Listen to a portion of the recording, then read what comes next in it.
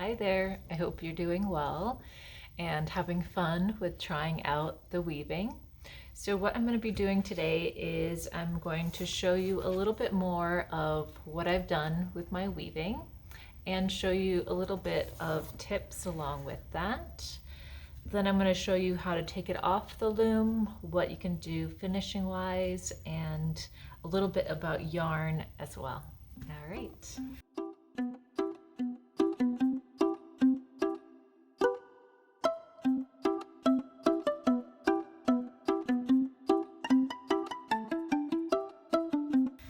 So one of the things that I did was I played around with adding some of this really bright rayon and some of this sparkly yarn. And so I had done this at home and I did not have my yarn ball winder, and I'm going to show you how to use that later. So I put this board between it to separate the fibers. If you have ever gotten your yarn twisted up, you know how hard it is to untwist it. So I'm now just looking for my end that I had. So what I'm doing is I am going back and forth between different colors. And so I have this one here. This is a greenish color that I got from naturally dyeing pomegranates. And I really love being able to do that. And so I love playing around with contrasting colors. So thinking about colors opposite each other on the color wheel are typically going to create some magical color moments. So red and green are opposite each other on the color wheel. And this bright pink and this bright yellowish green have this really fun thing that happens when they're right next to each other. And so this pink will stand out even more as pink because of the contrast of that greenish yellow right next to it. And then having a little bit of the white with some sparkle and different colors, I think it just adds another playful aspect to that. And so I would start with the green, then I went with pink, and then I added that colorful fun yarn, and then I went back and forth, and then I played around with adding one row of pink, one row of white, and it kind of creates this other line work. And then I did some solid, and then I'm back up doing some interlaced areas with that. And so I want to show you some tips that kind of will help you if you're wanting to do that same look.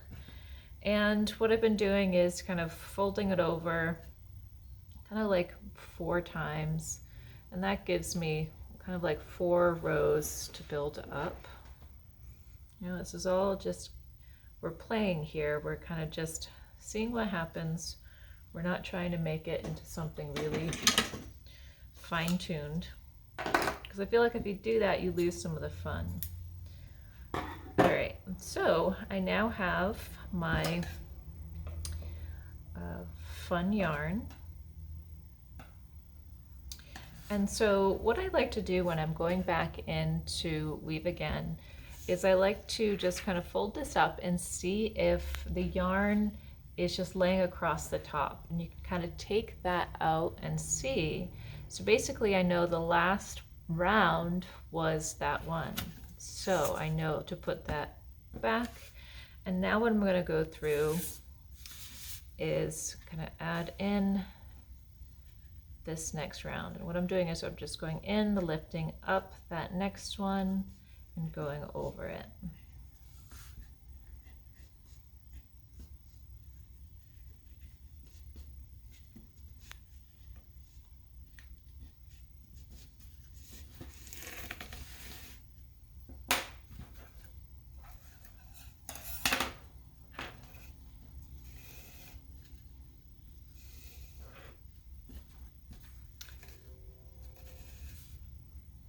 So remember, we're going to leave a tail. And so sometimes what I'll do is I had a tail at this end, and it might be good to then start at this end and go over instead, because then you're going to be laying that other yarn back in, and that helps it to make sure that it's more equal on each side. You don't have built up more on one side than the other. So now I'm taking down that row. Okay. And now the next one is up. So I'm going to get some of this pink.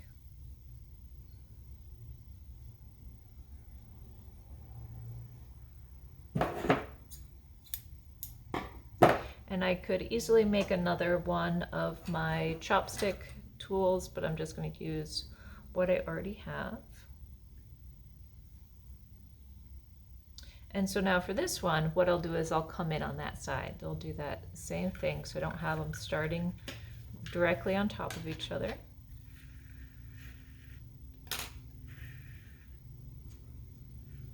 Leave that tail. And what I'm going to do is, before I fully put this down, I'm going to sneak this in, kind of bring that down, because that now will be locked in there. What I do is kind of leave that at the angle and kind of put that down in.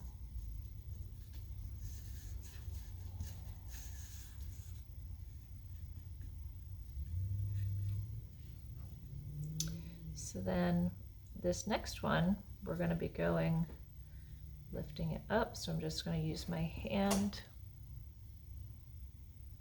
to put it through, kind of leave a loose edge. And so I like to go in like an inch, inch and a half, kind of have that come out there.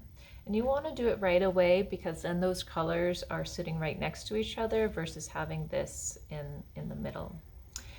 So now when we have basically two different yarns that we're working with, what we have to do is think about that there needs to be an interlocking. Because what happens is, if I go at this point in, I'm going to start back here. So what you need to do is make sure there's a little bit of a tuck between them.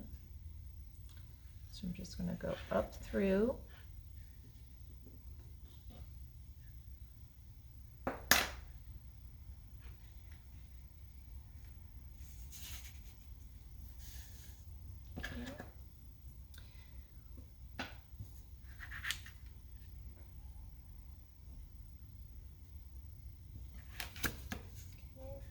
And now I'll be going around this one. But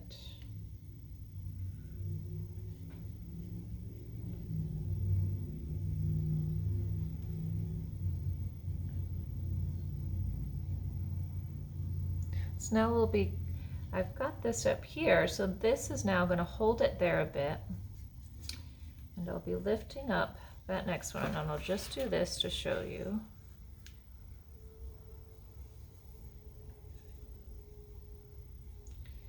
That's holding that on the edge, right? And so it'll make more sense when you're at that point if you're trying this out. But you're going opposite of what you did last time.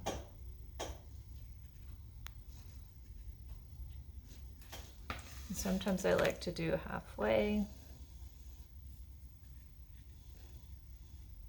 And I'm holding that there and kind of pulling across. And I'm going to finish the rest of it, kind of lifting up.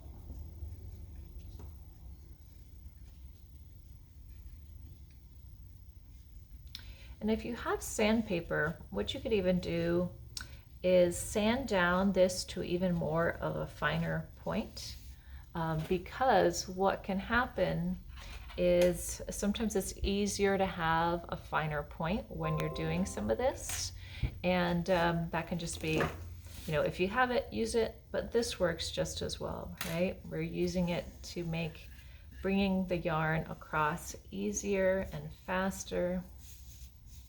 So I'm taking that down.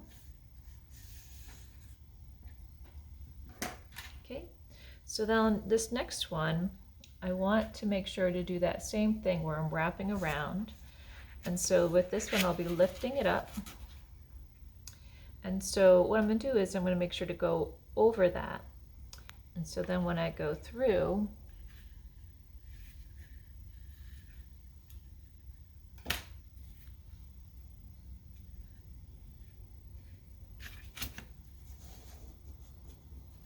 that's holding that down.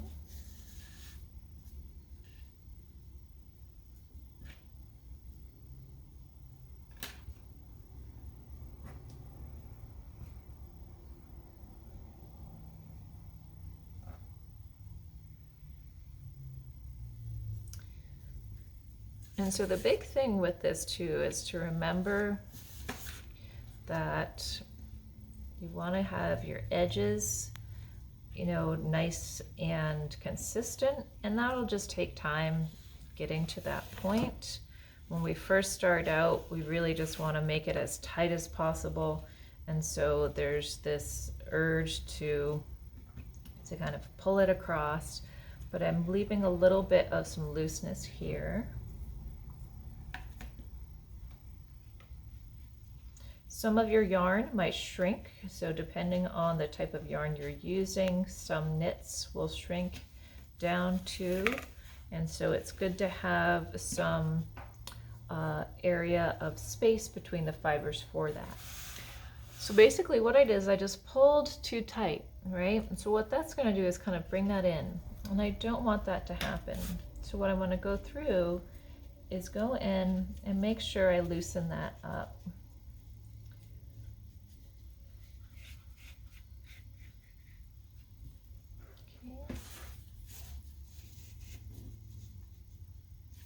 You know, with weaving, there is a lot of things that you can fix, okay? If you don't like how something turned out, just take the yarn out, right? Try it again, see what happens. And these are all, you know, experimentations and seeing what happens with this as well. And so here, once again, I've got this area that I want to make sure that I have this different yarn. So I'm going across this one and through. I'm going to hold this as I do that.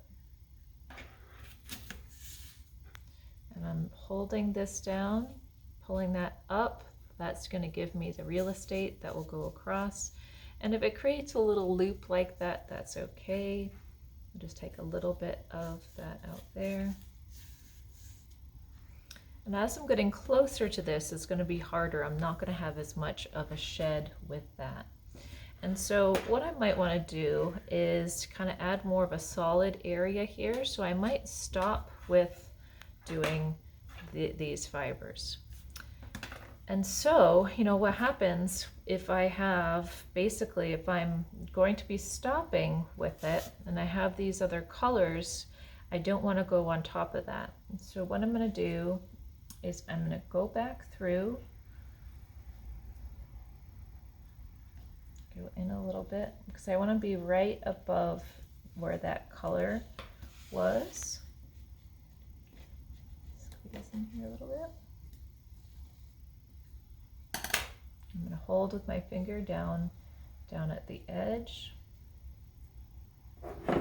Give myself a tail. Because these tails, we want to wait to cut these until we've washed it, wet set it, because that's going to influence then how the fibers are. They might shrink and you'll be better to wait to cut that. And this might end up being the back of my weaving too, all right? Because they're already facing the back, and so sometimes you can think about that with your weavings. Okay, so now what I'm going to do is just keep going back and forth with this pink. And so you can see it's just a little bit easier, so I can use one finger when it's more narrow.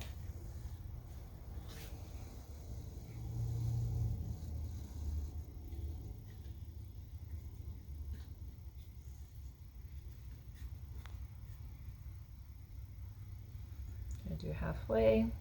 Then keep going.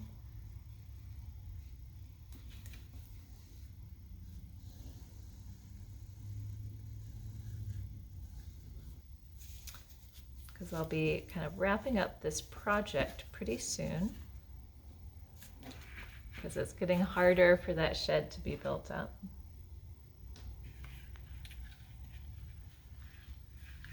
So I think what I want to do is do a layer of pink and then a row of the green. So just like I had here, there's the green and the pink.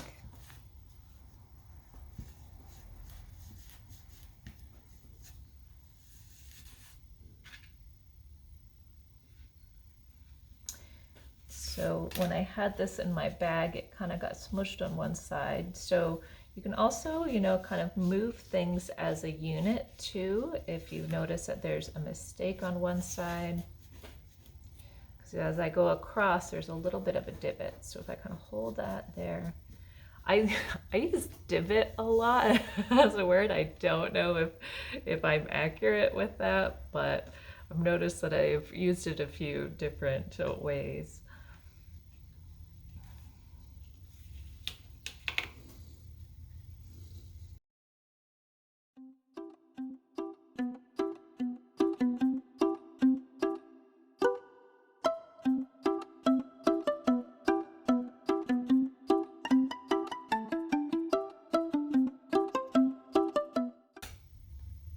So sometimes too, if I'm at the end, what I might do is put the needle in first,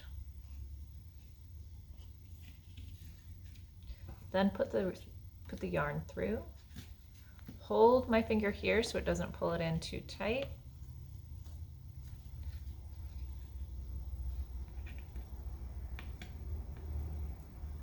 Then I'll do the same thing. I'll put this in here.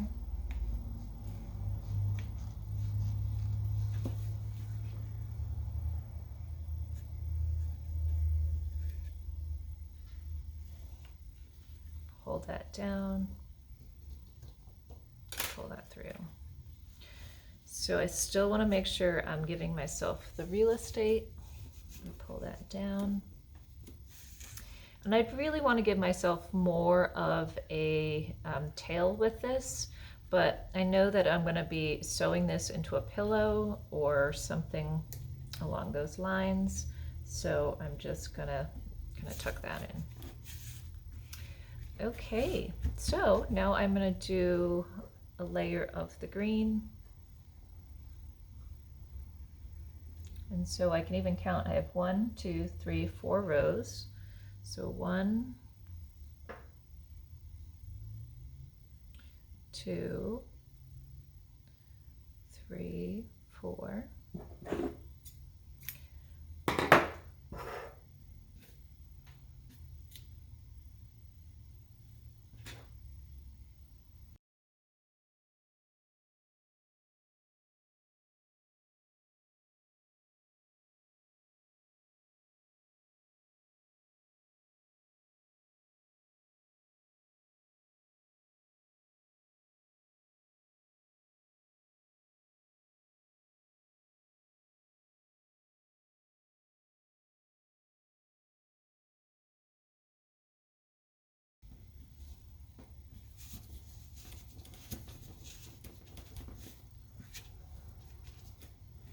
And so what I want to do is make sure that I've got my lines are pretty equal. I don't want it to be too much, and it's easier when you've got the stability of that there to make some adjustments. And just carefully kind of doing that. Okay, all right, so now is the fun part of taking it off, seeing the fabric we've made. So I'm just gonna kind of tuck this in. And so there's, oh, let's see, I didn't do that right.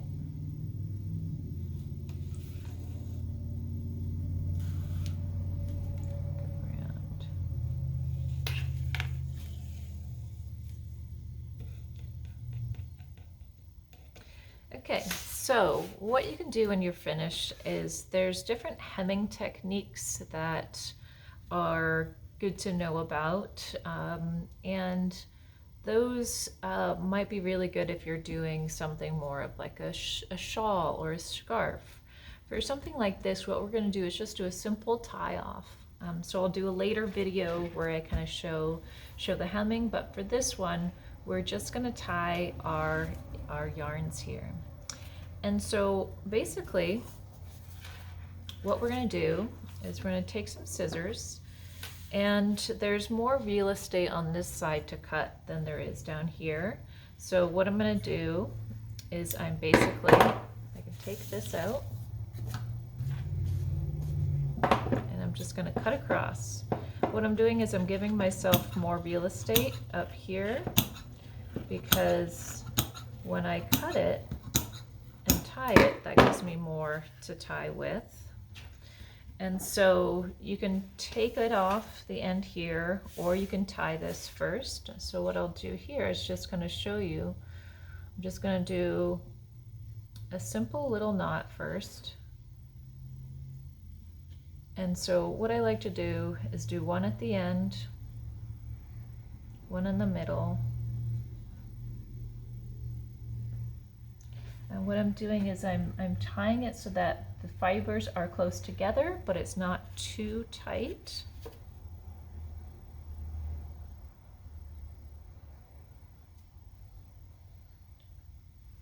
And that's basically just going to help hold those in place there. So now all I do is just kind of go off here.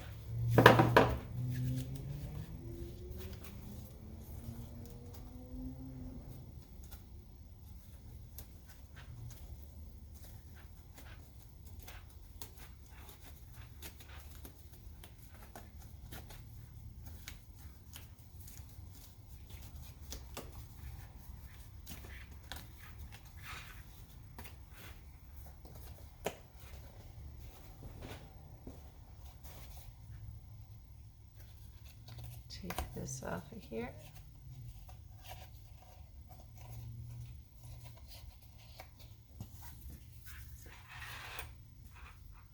So I got these little balls coming out. I don't know if there's balls on the inside of these little strings. They're these hard. Yeah, it feels like there might be some of that in there. Okay, and so then with these down here, what we're going to do is we're going to end up cutting all these, but for now, first I'm going to do one at the beginning, one in the middle, and one at the end.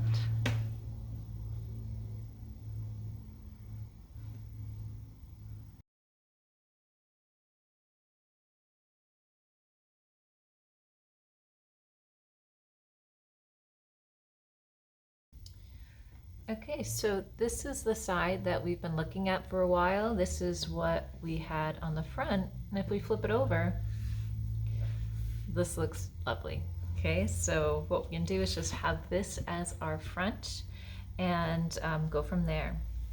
So if you are wanting to do something with this that is going to keep your edges, keep your tails, what you'll want to do is do another knot. So do a double knot on these. You can also serge your edges and then fold it over. You can create a little mug rug with these by folding that over.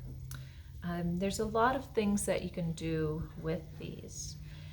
And if you want to hide your tails, what you can do is also kind of flip both of your tails over and then use a needle to set it back in. So if you have an embroidery needle, sometimes a large embroidery needle can be good. This is a special needle. This was my grandmother's. I'm not entirely sure what it was used for. There's these 3 sections here. But if you're going to be getting into weaving, I highly, highly recommend these tapestry needles. It has a slight bend on it, and it's really great for being able to hide your tails. This is with knitting, this is with crochet, and with weaving. And so basically what you're wanting to do is you're wanting to kind of find a path of a fiber that you've already kind of traveled with, that same color. So I'm going to find, there's a little bit of some blue that's going down this way. And what I'm going to do is I'm going to tuck both of those into it. Take that through, kind of hold the edge so it doesn't pull it too tightly.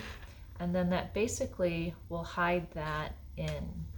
And so what I'm going to do is I'm going to do that for the rest of these.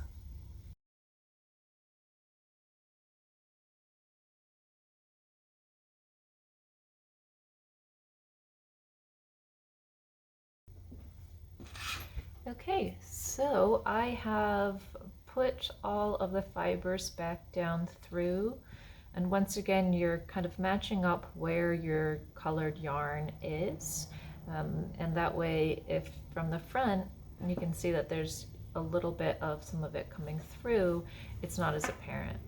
And so with some of it, like this one, I probably should tuck back through, and so you just go in and fix it.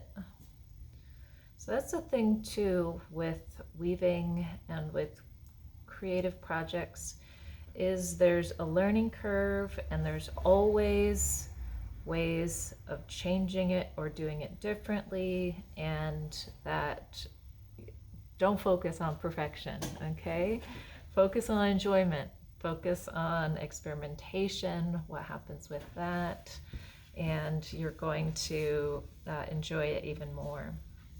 So I've got all these tails. I still haven't cut these because what I want to do next is do the process of doing a warm water bath that it's going to soak in for at least 20 minutes, and then I'll show you how to dry it. Okay, so I have some warm water in here. So I have it warm, I don't have it too hot, I don't have it cold, because this is going to help kind of soften up the fibers. I really like to use Eukalon. It is a soap that is safe for wools, and you don't need very much at all, especially for such a small project. I'll put just a little bit in. And this is safe because you don't need to rinse it out. It's safe for the fibers. But I wanted to do a little bit just because some of the fibers are older, and so now I'm just carefully putting it in. So I'm not going to squish it around too much because I do have the wool, and with the fibers, when they're wool, if you add too much kind of movement, it will felt it. So instantly this water is turning pink. So this is from that pink of the rayon. And so what I'm going to do is kind of let that sit in there for a little bit, but then I'm going to do a few baths to try and make it so that that pink won't then travel on to other areas with it. And you can also get, there's these little pads of I don't know if they're pads, but they're little sheets in the laundry section that are color catchers. You can put some of those in your water as well. That can grab onto the color that leaches out. So basically what I might do is right away I might go and change the water because that just came out. Okay, so I'm dripping the water out.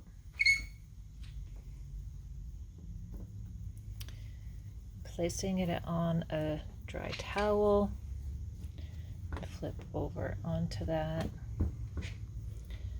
and then I'm going to roll it up, put pressure as I go down,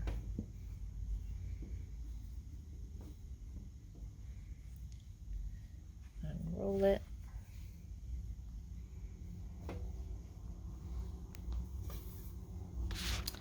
and what you want to do is place it in a location to air dry. And what you can do is kind of pay attention to your edges here. So I'm going to bring this over closer to where my heat source is. So in my studio I have a long arm table full of stuff underneath it, but here is a great spot right next to my heater.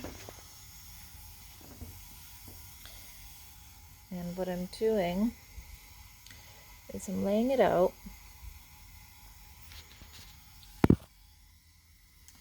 And I'm paying attention to the edges. Some of the fibers are pulled differently than the other ones.